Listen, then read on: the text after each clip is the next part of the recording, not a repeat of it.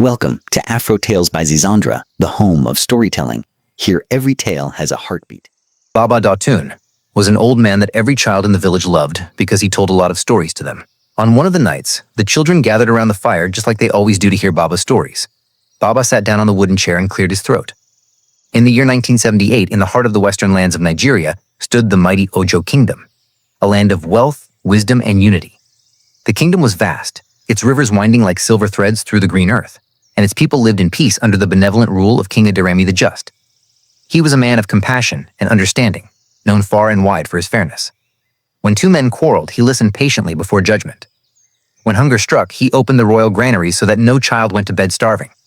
The festivals in Ojo were said to be the grandest in the region, the air filled with drumming, the aroma of roasted yam and palm oil, and the laughter of dancers whose feet moved in perfect rhythm with the talking drums. The old king believed that a kingdom was not measured by its riches or wars, but by the happiness of its people. So, under his reign, Ojo prospered. Traders came from distant lands to sell gold and woven cloth. The market women sang praise songs for the king, and even the birds seemed to dance whenever the royal drums echoed across the hills. To the people of Ojo, Aderemi was more than a ruler. He was a father, a protector, and the very heartbeat of the land. But in the midst of this peace was a shadow, a small crack in the harmony that only the wise could see. That shadow was Prince Segun, the king's only son and heir to the throne. From childhood, the prince showed signs of pride and defiance. While his father listened to the poor, Segun despised them. He saw kindness as weakness and mercy as foolishness. When the king visited the farms, Segun stayed behind, surrounded by his friends, laughing at the humble farmers who bowed to greet his father. The old king often warned him, saying, "A tree that forgets its roots will one day fall with the wind." But Shagun's heart was hard like stone. He was strong, handsome, and fearless, yet his pride blinded him to wisdom.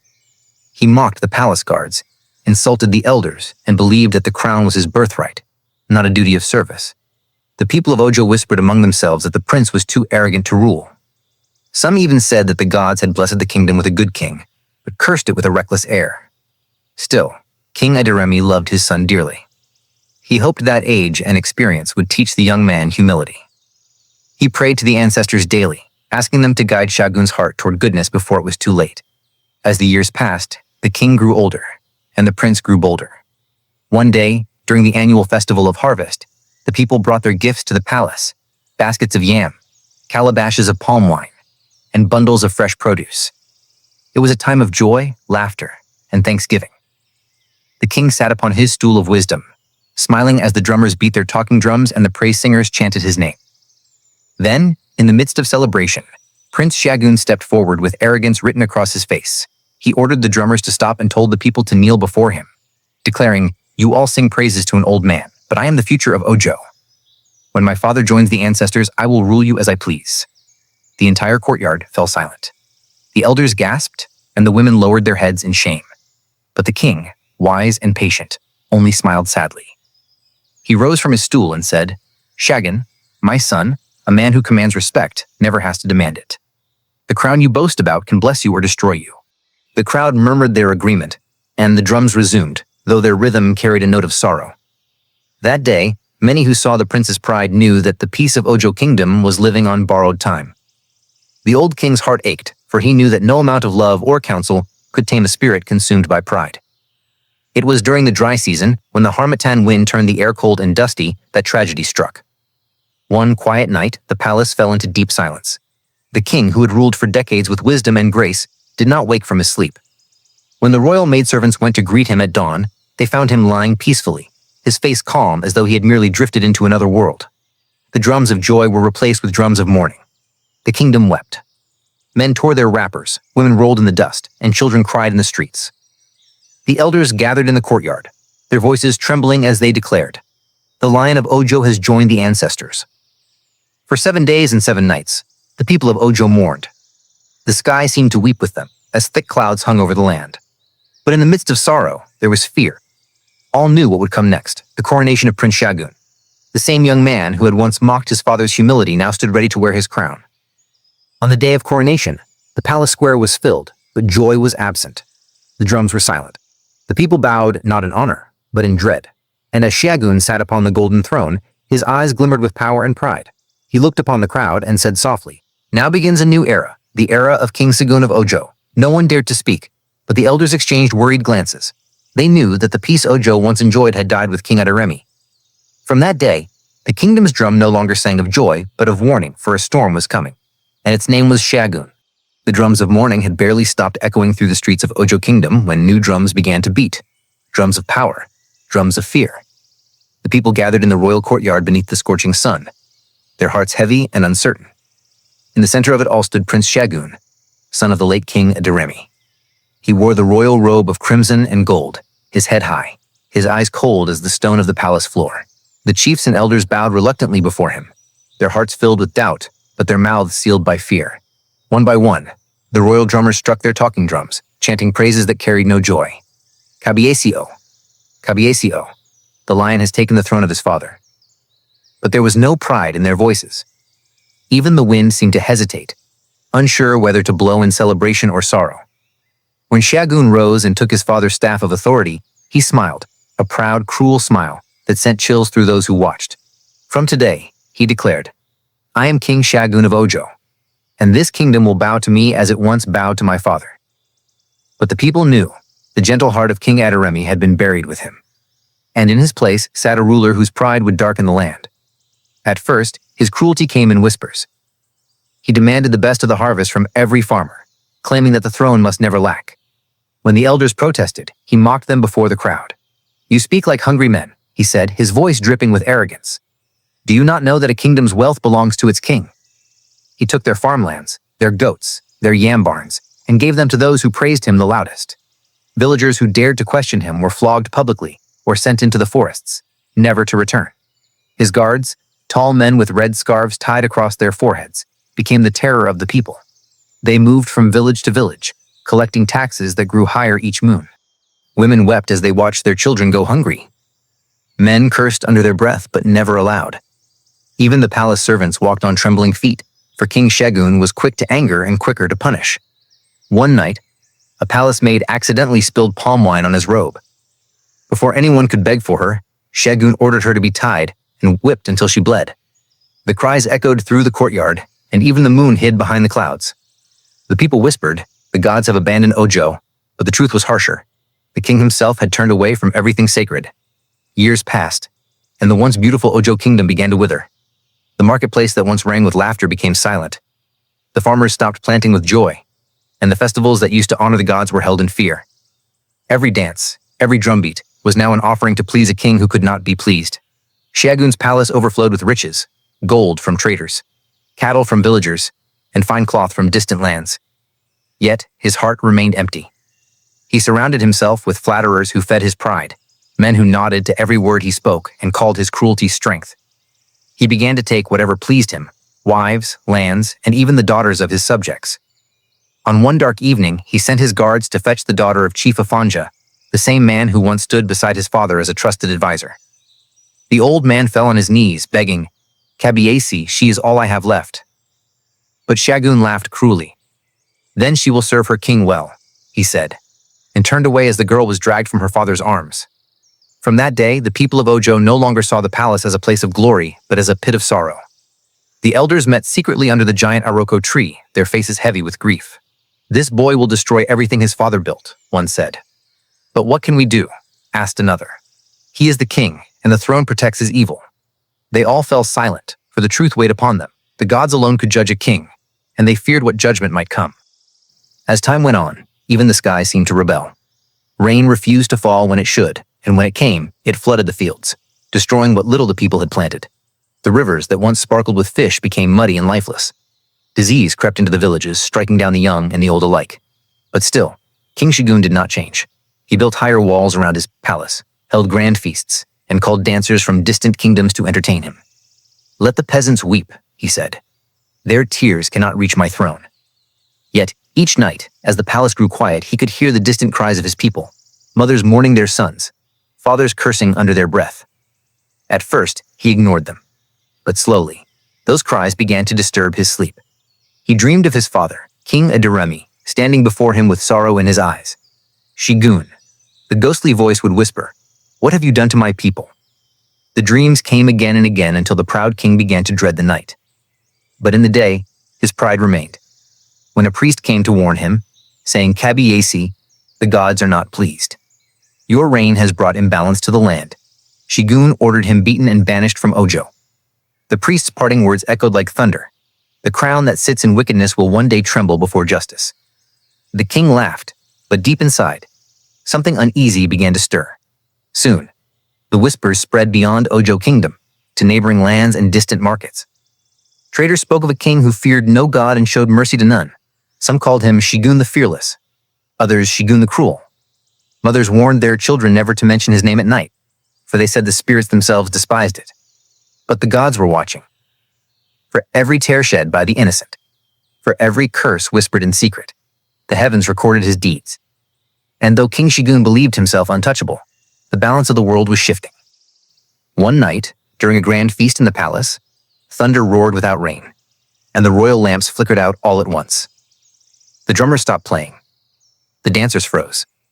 Even Segun's guards trembled. Then a strange wind swept through the hall, scattering the food and overturning cups of palm wine. The king stood, shouting, "Who dares disturb my feast?" But no one answered. In the eerie silence, an old woman's voice echoed faintly. Carried by the wind, the gods of justice are awake. The lamps flared back to life, and everything seemed normal again. But fear had entered the king's heart for the first time.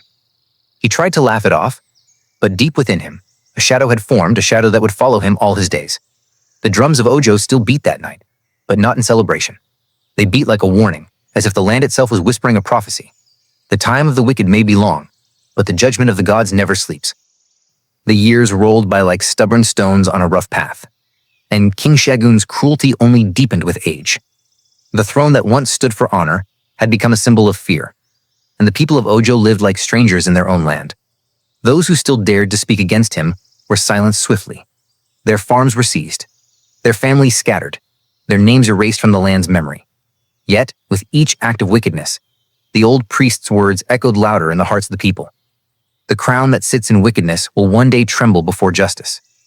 But Segun, blinded by pride, laughed whenever he remembered those words. Let the gods do their worst, he would boast. Do they not see that I am still here? His laughter filled the palace. But outside its walls, mothers wept and fathers cursed his name in secret. It was said that even the birds no longer sang near the royal compound, as if the spirits of the air refused to dance to his drums. Each day he rose, draped in gold and power, surrounded by servants who feared his shadow more than death itself. But what the king did not know was that his own downfall had begun, slowly, silently, like a seed buried deep in the soil, waiting for the rain. For all his riches and power, King Segun's greatest sorrow was hidden behind his pride, the absence of a son. Though he had 4 wives, each beautiful and well cared for, none bore him a male child. One by one, his wives gave birth only to daughters, 17 in total, each one a reminder of the curse whispered by the people he had wronged. The elders of Ojo began to murmur that the gods had closed his womb of legacy. Some even said that when he sat upon his father's throne, he had unknowingly cursed himself by mocking the spirit of King Aderemi. A wicked heart cannot bear a worthy heir, they whispered. When word of these whispers reached Segun, his rage knew no bounds. He summoned the palace guards and commanded, "Bring me every man who speaks my name with insult. I will feed their tongues to the dogs." The people fled into the forests, hiding from his wrath. But no punishment could silence the truth. The king's palace was full of gold, yet empty of joy. Each morning, Segun watched his daughters play in the royal courtyard, their laughter echoing like music he could not enjoy. "What good are these?" he would mutter bitterly. "Can they sit upon my throne when I am gone? Can they lead warriors to battle?" His words were like knives to the hearts of his queens, who wept silently in their chambers. One of them, the youngest, dared to speak one night as the king sat alone under the moon.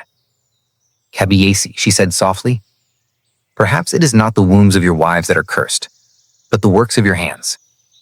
Segun turned sharply, his eyes burning. "Silence, woman," he roared. "Do you mock your king?" But her words lingered long after she left, haunting him like a whisper from the gods. That night, for the first time in many years, the proud king could not sleep. As the seasons changed, the weight of his wickedness began to press heavily upon him. His body, once strong as an iroko tree, began to weaken. His steps grew slower, his laughter faded, and his eyes carried a shadow of fear. Strange dreams tormented his nights. He saw his father standing beside a dry river, calling to him, "Segun, the river that once flowed with peace now runs dry with your sins." He would wake in sweat, trembling like a child. The priests he had banished haunted his memory, their prophecies now echoing in every silence. In desperation, he sent messengers across kingdoms to summon the greatest healers, diviners, and prophets. They came one after another, men with cowries, staffs, and ancient chants, but none could give him rest. Finally, an old priest from a faraway land looked upon the weary king and said, "Your sickness is not of the body, but of the soul. The people you crushed have cursed your throne with their tears. You reap the harvest of the pain you sowed." Segun's proud heart cracked. He dismissed the court, sat alone on the cold floor, and wept for the first time in his life. His tears fell onto the royal mat, and with each drop came memories, the faces of those he wronged, the cries of those he silenced, the blood of those who begged for mercy. He realized too late that he had built his kingdom on the suffering of others. And as dawn broke over the kingdom, King Segun rose slowly, his voice trembling with regret. "If the people I wronged hold the key to my peace," he whispered, "then I shall plead that they forgive me." The same man who once made others bow would now bow himself, not to man, but to the gods of justice who had finally humbled his heart. The morning sun rose slowly over Ojo Kingdom, bathing the palace in gold.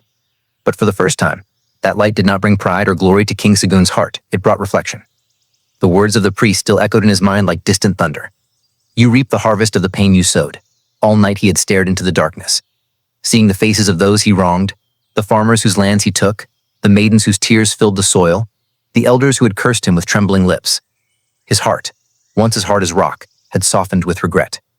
That morning, he made a decision that would change his life and the fate of Ojo forever. He ordered the royal drummers to beat a sound no one had heard before, a slow, mournful rhythm that carried across the kingdom like a cry for peace. The people came running, thinking another decree of punishment was coming. But what they saw that day silenced every whisper and stopped every breath. There stood King Segun, no crown upon his head, no robe of gold upon his shoulders, only a plain white cloth wrapped around him, his face bare and his eyes heavy with sorrow. He stood before his people not as a ruler, but as a man seeking forgiveness. When the murmurs settled, his deep voice rose, quivering with emotion. "My people," he began, "I have wronged you. I have taken from you what I did not deserve. I have ruled you with cruelty and pride.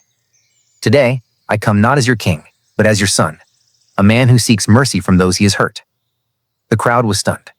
The same man whose word once brought fear now spoke with humility. His tears glistened in the morning sun, and the hearts of his people trembled. The elders of Ojo exchanged glances, unable to believe what their eyes beheld. Some of the women began to weep softly, remembering the pain they had suffered under his rule. "But today I see that the gods have touched your heart. I forgive you." Others began to cry out too, some forgiving, some still hesitant. But slowly, forgiveness spread like wind through dry leaves. The chief priest lifted his staff and declared, "When a man truly repents, the gods hear. When a people forgive, the land is healed." That day, something unseen shifted in Ojo. The people bowed their heads in prayer, and King Segun bowed his heart in gratitude. Though his knees remained unbent, his spirit was on the ground before them. Days turned into weeks, and the kingdom began to feel alive again. The king kept his word. He released prisoners, restored lands, rebuilt homes, and ensured that no child went hungry. The market women sang his praises once more, not from fear, but from love. Even the trees seemed greener, the rivers clearer, as though nature itself rejoiced. Yet, in the palace, a quiet longing remained. Despite his repentance, the king had no heir to continue his lineage. The throne was rich with gold but empty of legacy. Each night, he looked to the heavens and prayed silently. "If truly the gods have forgiven me, bless me with a son who will rule with a clean heart." And the gods, who had been silent for years, finally heard. One moonlit night, as the king sat outside listening to the crickets, his youngest wife approached him with trembling hands. "My lord," she said softly, "I carry life within me." The king's eyes widened with wonder. Hope bloomed in his heart like rain after a long drought.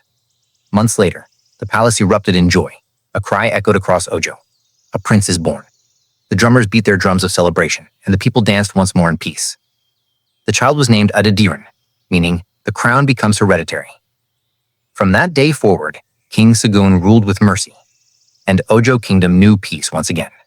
His story became a song of redemption, sung by elders to their children, a tale that taught generations that no man is beyond change and no heart too dark for the light of forgiveness. And so, children, Baba Datun said, his voice soft like the evening wind, that is how King Segun found his way back to the light. Baba Datun leaned forward, tapping his staff on the earth. "Now tell me, what lesson did you learn from this story?" The children raised their hands excitedly. A king must never forget his people. One shouted. Pride destroys, but humility builds, another added. And no one is too far gone to change, whispered the smallest child, smiling. Baba Datun nodded proudly. May we always choose kindness over pride, and learn before life forces us to. A special shout out to Russell Douglas, Osamun Samuel, Lucy Cedal May Grace follow you and your dreams rise like the morning sun. And if you watch and comment, true love will locate you. Thank you for watching and sharing in this journey. Your love and support keep these stories alive. May your own path be filled with favor, peace, and the kind of love that never gives up. Don't forget to subscribe, drop a comment, and tell me where you're watching from. I just might shout you out in the next story.